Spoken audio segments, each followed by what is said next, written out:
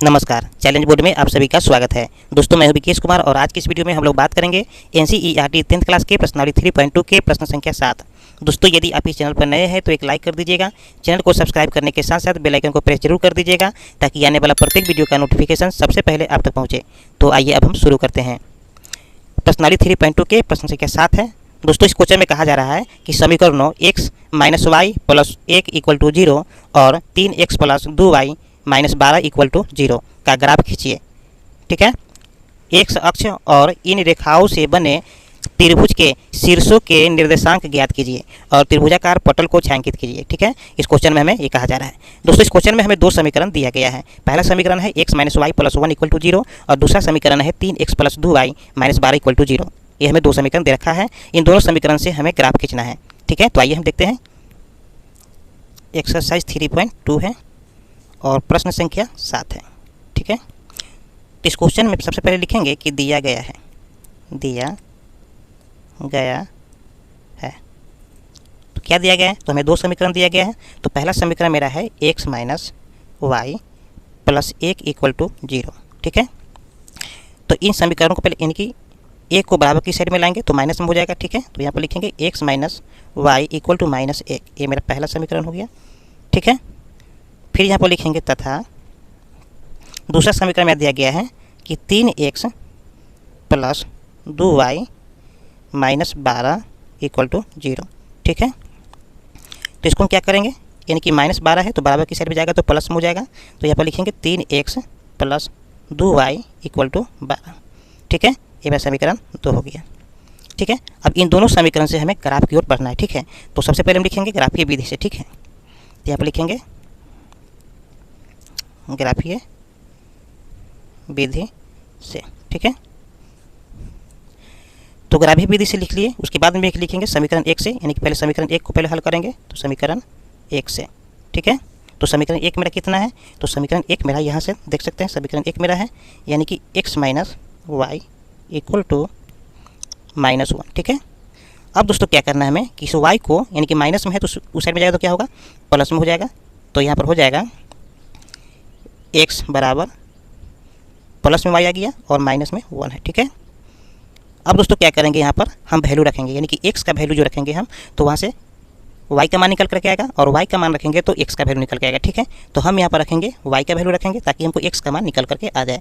आप चाहते तो यहाँ पर भी x की या y का मान रख सकते थे, लेकिन हम इसको इस तरह से इसलिए कर दिए ताकि हम x के मान जैसे ही रखेंगे तो डायरेक्ट हमको x का वैल्यू निकल के बाहर आ जाएगा। ठीक है, तो यहाँ पर छोटा मान रखना है और खुद से रखना है, ताकि छोटा मान रखने से ये होगा कि हमें y का मान अगर छोटा मान रखेंगे तो x का भी मान छोटा ही आएगा, तो हमें ग्राफ खींचने में सहूलियत मिलेगा। ठीक है, तो हम यहाँ पर रखेंगे y बराबर 0 रखने पर। ठीक है, रखने पर। ठीक है, तो y बराबर जैसे ही 0 रखेंगे तो इस स्थान पर 0 रखेंगे तो क्या हो जाएगा, जब y बराबर 0 रखेंगे तो माइनस 1 हो जाएगा। इसलिए क्या बचेगा, माइनस 1 बचेगा। तो हम यहाँ पर हो जाएगा x बराबर माइनस 1। ठीक है, और इस तरह से हम यहाँ एक खंड बना लेंगे, मान कि मान सारणी बना लेंगे।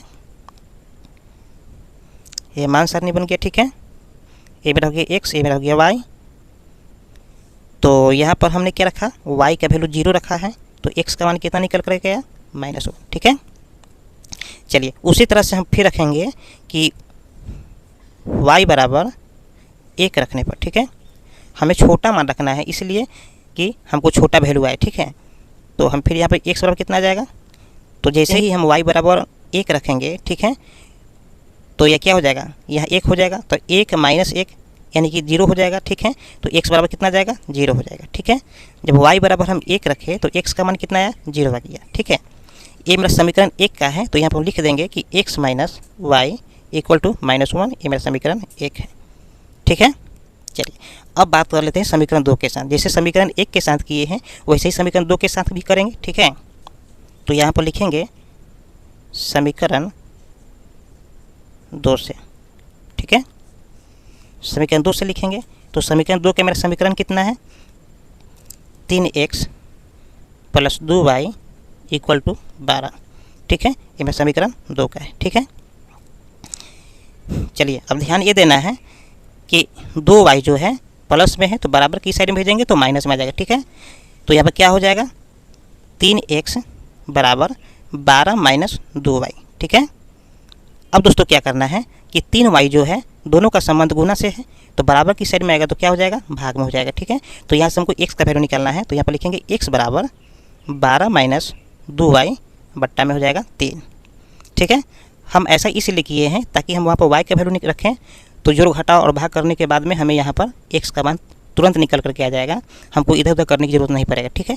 आप चाहते तो यहाँ भी y का वैल्यू रख सकते थे और यहाँ से भी आपको x का मान निकल करके आ जाएगा। ध्यान दीजिए कि x बराबर 12 माइनस 2y बटा 3 है। इसका मतलब क्या है, इसका मतलब ये है कि 12 में से हम 2y को घटा रहे हैं, ठीक है, और घटाने के बाद में जो आ रहा है उसमें हम 3 से डिवाइड कर दे रहे हैं, यानी कि भाग कर दे रहे हैं, ठीक है। इसका मतलब तो यही हुआ।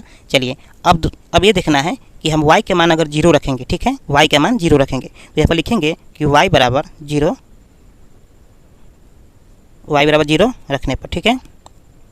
तो y बराबर जैसे ही 0 रखेंगे तो ये पूरे वैल्यू 0 हो जाएगा, यानी कि 2 में गुना करेंगे 0 से तो 0 हो जाएगा, बचेगा यहाँ 12, ठीक है। तो 12 में अगर हम 3 से डिवाइड करेंगे तो यहाँ कितना आ जाएगा, 3 चौके 12 यानी कि 4 आ जाएगा। तो यानी कि मेरा x का मान कितना आ गया, 4 आ गया, ठीक है। चलिए अब उसी तरह से हम यहाँ पर रखेंगे फिर y बराबर, अगर मान लीजिए कि y बराबर यहाँ पर हम 1 रख रहे हैं, ठीक है, 0 के बाद क्या रख रहे हैं, 1 रख रहे हैं, तो 2 में गुना करेंगे 1 से तो 2 हो जाएगा, यानी कि माइनस में 2, और 12 में से माइनस 2 गया तो 10 बचेगा, और 10 तो 3 से डिवाइड होगा नहीं, ठीक है, इसीलिए यहाँ पर हम 1 नहीं रखेंगे, ठीक है। तो अब रखते हैं 2, तो 2 रखेंगे यहाँ पर तो क्या होगा, 2 रखेंगे यहाँ पर, 2 में गुना करेंगे 2 से तो 4 आ जाएगा, ठीक है, 4 आ जाएगा, तो 12 में से 4 जाएगा तो 8 आएगा, और 8 में 3 से डिवाइड करेंगे तो ये कटने वाला नहीं है, ठीक है। अब देखिए यहाँ पर 3 रखते हैं, 3 अगर रखेंगे तो 3 दूना 6 हो जाएगा, तो 12 में से 6 गया तो 6 होगा, 12 में से 6 जाएगा तो 6 होगा, और 6 को जब 3 से डिवाइड करेंगे तो क्या जाएगा, 2 आ जाएगा, तो हम यहाँ पर 3 रखेंगे, ठीक है। तो यहाँ पर रखेंगे y बराबर 3 रखने पर, ठीक है, y बराबर 3 रखने पर। तो जैसे ही y बराबर हम 3 रखेंगे यानी कि x के मान आ जाएगा 2, ठीक है। अब इसका हम मान सारणी बना लेते हैं, ठीक है। तो इसका मान सारणी हम देखिए यहाँ पर बना ले रहे हैं।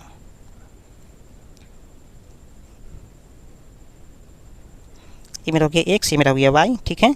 तो y बराबर क्या रखें, 0 रखें, तो y का मान जैसे ही 0 रखें तो x का मान कितना आया, 4 आ गया, तो यहाँ पर 4 लिख देते हैं, ठीक है। फिर y के मान कितना रखें, यहाँ पर 3 रखें, ठीक है, तो y बराबर 3 रखें तो x का मान कितना आया, 2 आ गया, ठीक है। चलिए मान सारणी मेरा समीकरण 2 का है, तो हम पहले समीकरण 2 को लिख लेते हैं यहाँ पर। तो समीकरण 2 मेरा है 3x प्लस 2y बराबर 12, ये मेरा समीकरण 2 है, ठीक है। अब इन दोनों समीकरण से हम क्या करेंगे, ग्राफ खींचेंगे, ठीक है। तो आइए अब हम ग्राफ की ओर चलते हैं।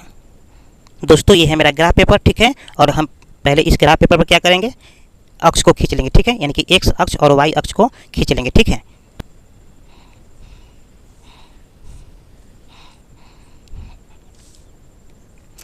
देखिए हम अक्ष को खींच लिए हैं, ठीक है।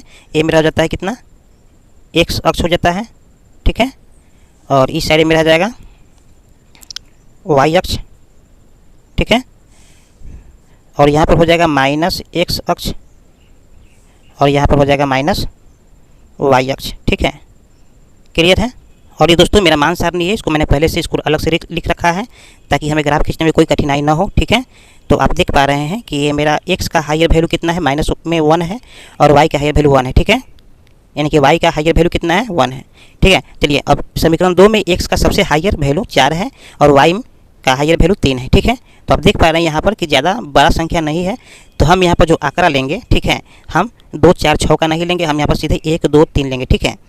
चलिए तो यहाँ पर देखिए x अक्ष और ये y अक्ष, ठीक है, दोनों का जो कटान बिंदु होता है वो मेरा क्या होता है, 0 होता है, ठीक है, क्या होता है, 0 होता है। अब यहाँ से शुरू करेंगे हम 1, ठीक है, यहाँ हो जाएगा 2 3 4 5 6, ठीक है।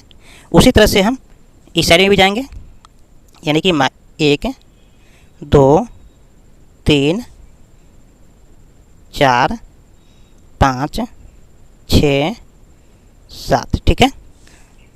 अब अगर माइनस x अक्ष की ओर बढ़ेंगे तो क्या होगा, तो -1 -3 तक ही रहने देते हैं, और इस साइड में बढ़ेंगे यानी कि माइनस y अक्ष की ओर बढ़ेंगे तो क्या होगा, -1, ठीक है, यहाँ पर जाएगा -2 -3 -4, ठीक है। चलिए अब दोस्तों ध्यान देने वाला बात ये है कि ये मेरा मान सारणी है, ठीक है, और इसी मान सारणी के अकॉर्डिंग हम क्या करेंगे, ग्राफ को खींचेंगे, ठीक है। तो सबसे पहले आप देख लीजिए समीकरण 1 में, तो समीकरण 1 में x का वैल्यू -1 है, ठीक है। तो समीकरण वैल्यू कितना है, -1, तो माइनस में है 1, ठीक है, तो यहाँ पर आ गया, ठीक है। और y का वैल्यू कितना है, 0 है, तो y का वैल्यू क्या 0, ठीक है। तो अब ध्यान दीजिए यहाँ -1 और यहाँ पर 0 है, ठीक है। चलिए पॉइंट हमने यहाँ पर दे दिया है। अब देखिए क्या करना है कि फिर x का वैल्यू है 0 और y का वैल्यू है 1। x का वैल्यू है 0, तो x का वैल्यू मेरा यहाँ पर आ गया 0 और y का वैल्यू कितना किया, y का वैल्यू आ गया 1, तो यहाँ पर 1 हो गया, ठीक है। अब हमें यहाँ पर 2 पॉइंट पता चल गया है, एक पॉइंट मेरा ये है और दूसरा पॉइंट मेरा ये है। इन दोनों पॉइंट को हम आपस में मिला देंगे, ठीक है।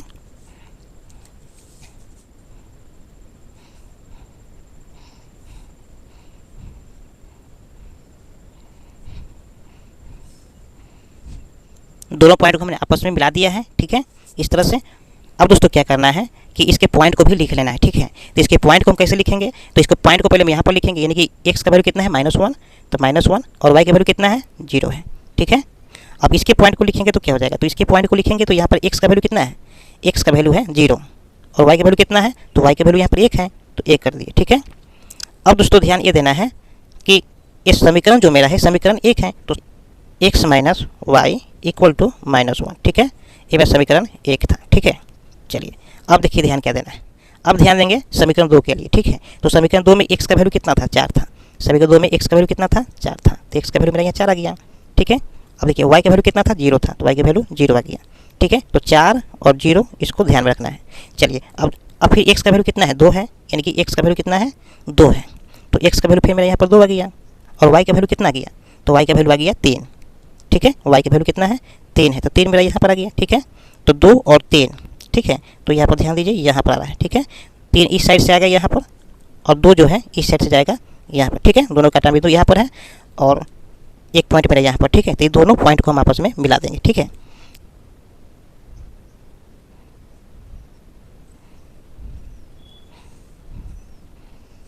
चलिए ठीक है, हमने दोनों पॉइंट को मिला दिया है और इस तरह से इसको हम चिन्ह भी दे देंगे, ठीक ना। चलिए अब इसके हम पॉइंट को भी लिख लेते हैं, ठीक है। तो ये मेरा पॉइंट कितना आ जाएगा, ये मेरा पॉइंट जो मेरा है x का वैल्यू है 4, यानी कि 4,0, y का वैल्यू 0 है, ठीक है। एक कटान बिंदु जो है यहाँ पर x का वैल्यू है 2 और y का वैल्यू है 3, ठीक है। तो यहाँ पर लिख देंगे 2,3, ठीक है। चलिए अब दोस्तों क्या करना है, हमें क्वेश्चन में ये कहा जा रहा है कि ग्राफ खींचिए, ठीक है। इन दोनों समीकरण से हमें ग्राफ खींचना है और x अक्ष और इन रेखाओं से बने त्रिभुज के शीर्षों के निर्देशांक ज्ञात कीजिए, ठीक है। तो यहाँ पर हम लिखेंगे कि इस ग्राफ का निर्देशांक, ठीक है, ठीक है। अब चाहे तो हम यहाँ पर नाम भी दे सकते हैं, ठीक है। यहाँ पर नाम क्या देते हैं, P, ठीक है। इस पॉइंट को नाम देते हैं P, इस पॉइंट को नाम देते हैं Q, ठीक है, और इस पॉइंट को नाम देते हैं R, ठीक है। तो यहाँ पर लिखेंगे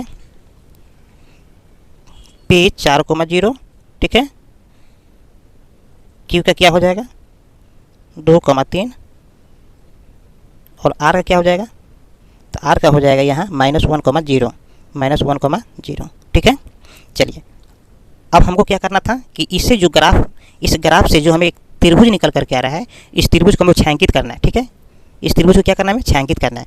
तो आप पेंसिल के माध्यम से इसको छायांकित कर सकते हैं, यानी कि यहाँ से इस पॉइंट और इस पॉइंट, तीनों पॉइंट को क्या करना है, तीनों पॉइंट को मिल करके एक त्रिभुज का निर्माण हो रहा है। इस त्रिभुज के निर्माण जो हो रहा है उस त्रिभुज को क्या करना है, छायांकित करना है, यानी कि पेंसिल के माध्यम से इसको आप छायांकित इस तरह से कर दें, ठीक है। क्या करेंगे, छायांकित इस तरह से कर देंगे, ठीक है। आप पेंसिल से करिए और ग्राफ, आप जब भी ग्राफ खींचे तो पेंसिल से ही खींचे, ठीक है। हमने यहाँ पेन का इस्तेमाल इसलिए किया है ताकि आपको स्पष्ट दिखाई दे, ठीक है। तो आप जब भी इस्तेमाल करें तो पेंसिल का इस्तेमाल करें, पेन का नहीं, ठीक है। मैं उम्मीद करता हूँ कि वीडियो आपको समझ में आ गया होगा। फिर मिलते हैं अगले वीडियो में, तब तक के लिए जय हिंद।